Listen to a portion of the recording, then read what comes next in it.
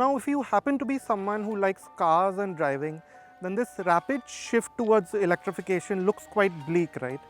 But if there was one car maker who you could count on to keep delivering the thrills even in this one-dimensional age, it would have to be BMW, right?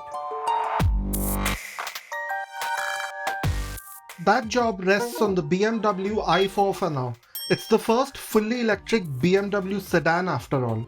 The numbers look good. This i4 eDrive 40 is rear-wheel drive, makes 340 PS and 430 Nm and can do its claimed 0 to 100 kmph time of 5.7 seconds even in pouring rain. Pretty much the time-tested BMW sports sedan formula then. Now on the road, we're happy to report that the situation is heartening. The i4 feels quite a bit like what it is exactly, a 4 Series that happens to be electric. So yes, that typical 4-cylinder grumble or that quite lively power delivery that you would otherwise find in a BMW of this type isn't there. It's replaced by quite a monotonous but brisker EV torque delivery, that typically flat EV torque curve. But put it into sport mode and the throttle response is sharp enough to bring back some of that excitement. And of course the steering weighs up and the whole thing feels a touch more engaging then. And of course, you know how when you put your foot down, a BMW always gives you the thrills with that in your seat action. That still continues with the i4.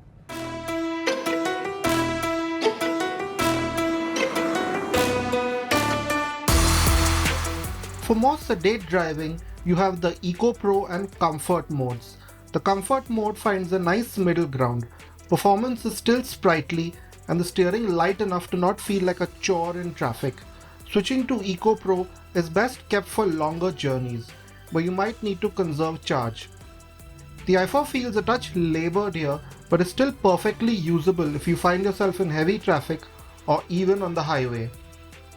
But we found it easiest to just leave the i4 in the braking mode in crowded conditions, especially since you don't get paddles to choose between the 3 levels of regen.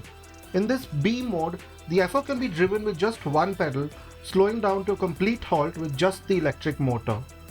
This harvests a significant amount of energy and makes life quite simple when you get used to it. That the experience is so close to what you might get from a 3 Series isn't surprising. The i4 uses a heavily revised iteration of the CLAR architecture you'd find in most combustion engine BMWs. But the structure has been enhanced to handle the added weight of the EV with new torsion struts, shear panels and a front subframe. Even the suspension setup is unique here. Now that sounds like quite a lot, so why don't we step inside the 320LD Gran Limousine to see exactly where we're coming from. I mean, this is the most popular 3 Series you can buy in India right now.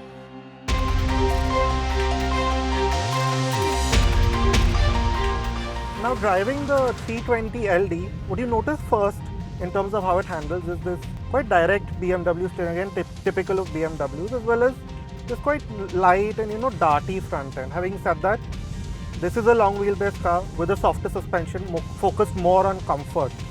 So it doesn't quite have the agility of a regular 3 Series. Having said that, for a full-blown long wheelbase luxury sedan, this is about as engrossing as it gets.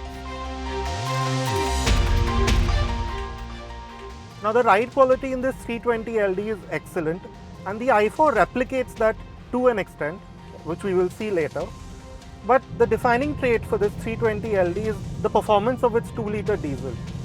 There's something quite engrossing about riding that wave of diesel torque, and something that repeats itself in every gear. And that is something that we will definitely miss once every car is electric. It just makes road trips so much soothing. You're just ambling along, barely taking over. And of course, the i4 does that better with its immediate linearity and response. But that slight character that a motor adds, that will be missed. There's not a whole lot to separate the i4 and 320LD in terms of creature comforts. Both get a panoramic sunroof, 3-zone climate control, powered front seats, acoustic glass and leather upholstery. But if you are looking for rear seat comfort and are driven around a lot, the Gran Limousine is the one to pick. It's got a 105mm longer wheelbase than the i4 and has 43mm more rear legroom than a standard 3 Series.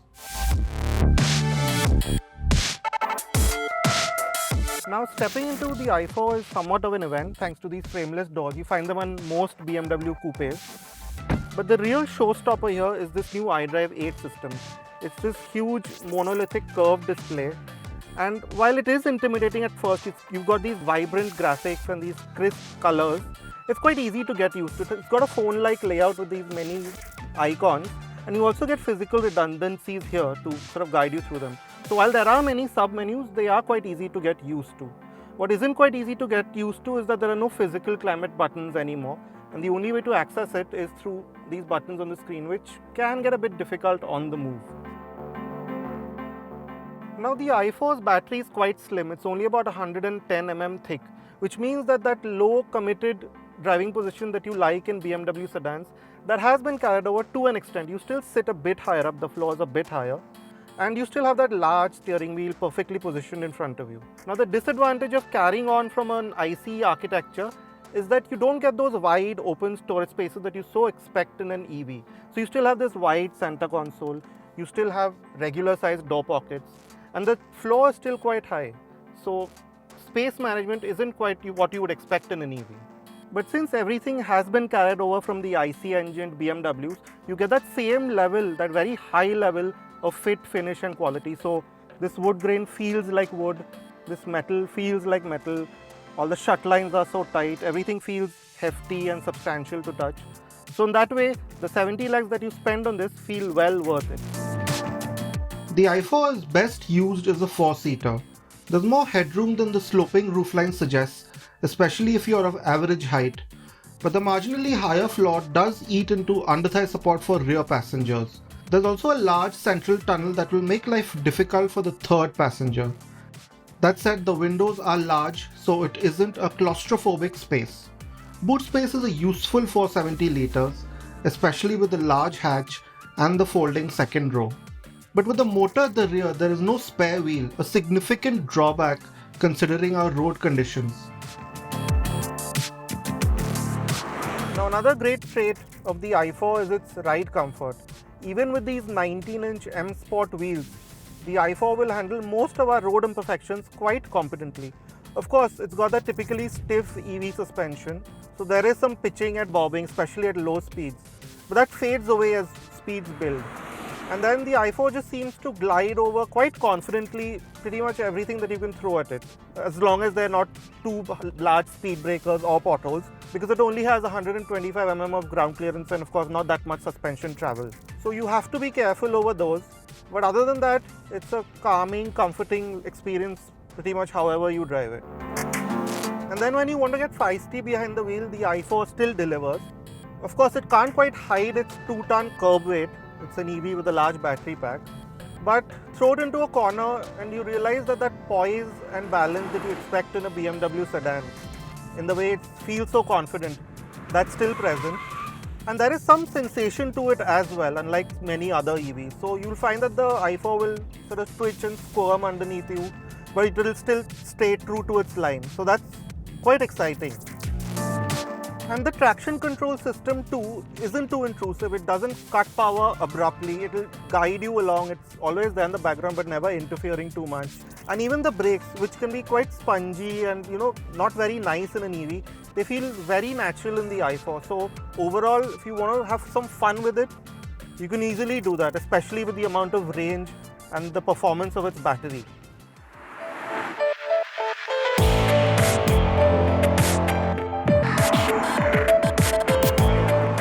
But hold on a second, because for a few lakhs more than the i4, about 4 or 5 lakhs, you can get yourself into one of these, a 530i M Sport, which is a proper old school BMW. To start with, it's a bigger car than the i4 and the 3 Series, so you have more space.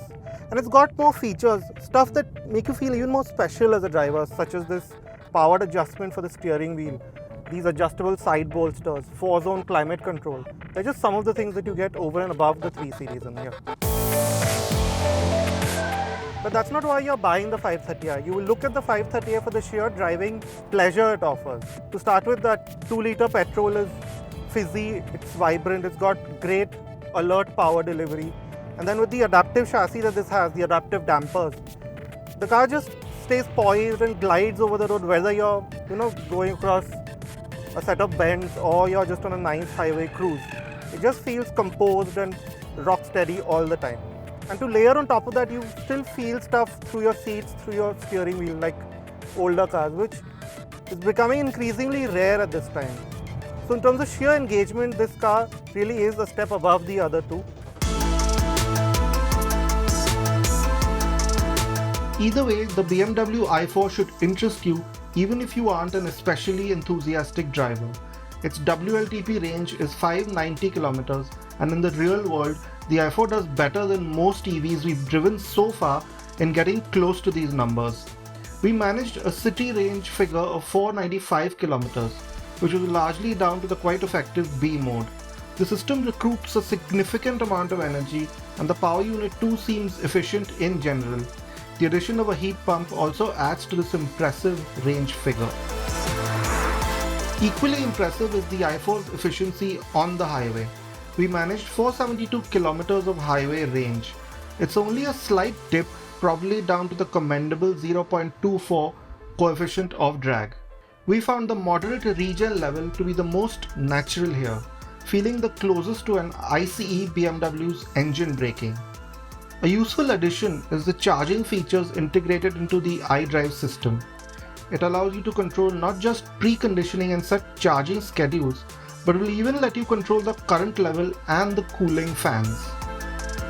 Contrary to popular perception, by the time we ended our stint with the BMW i4, we had perfectly reconciled with its contentious face. If anything, it seems to be quite a crowd puller. It helps that the rest of the design is typically BMW with its discrete lines and flowing shapes. We especially like the contrasting black panels in the rear, which cut down on the bulk of the i4's high sill. Also quite striking are the 19-inch M Sport wheels. They're a far cry from the flat disc alloys you see on most such electric vehicles. Surprisingly, we think the BMW i4 is one of the better value BMWs you can buy right now. Yes, it could do with better practicality and maybe some more creature comforts, but for just under Rs 74 lakh on-road Mumbai, you get an EV with genuine long-distance ability that doesn't seem to come at the cost of driving character. It bodes well for the future. So if you are in the market for a BMW sedan and you have about 70 to 80 lakhs to spare, then there really hasn't been a better time for you than this transitionary phase.